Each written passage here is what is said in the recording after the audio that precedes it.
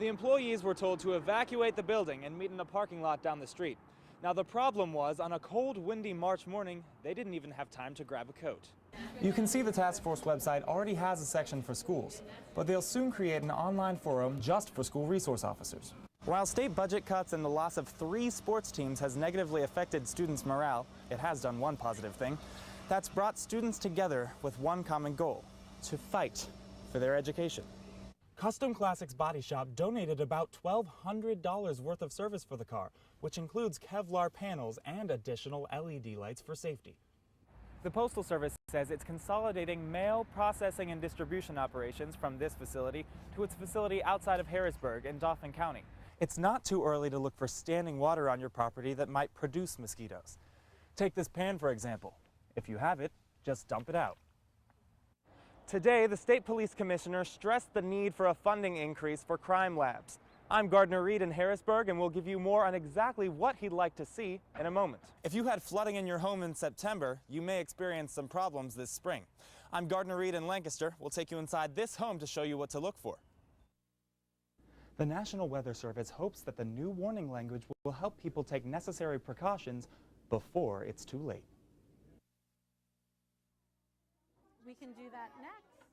It's Valentine's Day at East Petersburg Elementary in Lancaster County. Looks good. As you might expect, students are busy making valentines. But there's one part of this classroom celebration that's different from what you might remember from your days in school. Instead of sending in maybe that sweet treat, there's something else special that a parent may send in place of it. Heart-shaped donuts are now joined by healthier options like pretzels and fruit.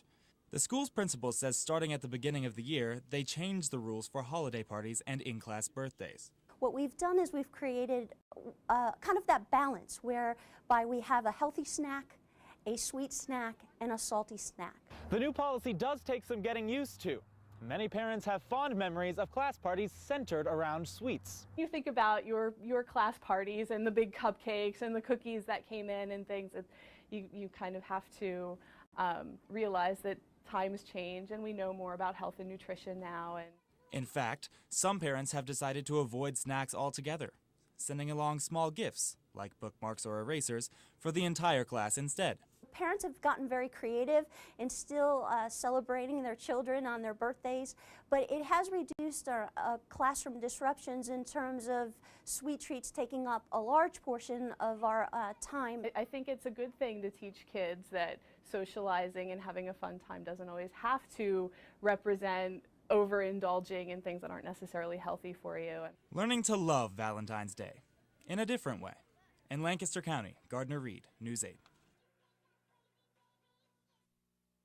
St. James Episcopal Church is celebrating the new technology that will add life to the neighborhood. We are now able, with lighting technology changing as it has, to make this beautiful church available in the dark to those outside as well as during the daytime inside. The lights are a part of a project that the congregation has been planning for about 10 years. The whole campus-wide project at the moment is a $2 million project, very generously supported by the congregation. The beauty and the craftsmanship of these stained glass windows used to only be visible from the inside, but thanks to these new lights, you'll be able to see them at night from the sidewalk. The issue is, how do we make downtown, with all of its growth and vibrancy of the last decade or so, better accessible to people? And better than a street light is the glorious light of a stained glass window pouring onto a sidewalk, which we'll have from here on out. Some hope the new lights will provide an outlet to reach more people. It's a terrific opportunity to do what we do inside church all the time, which is try by our lives to put our lamp on a lampstand. In Lancaster, Gardner Reed, News 8.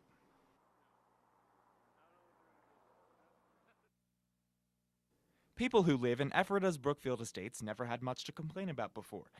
That is until new owners announced big changes.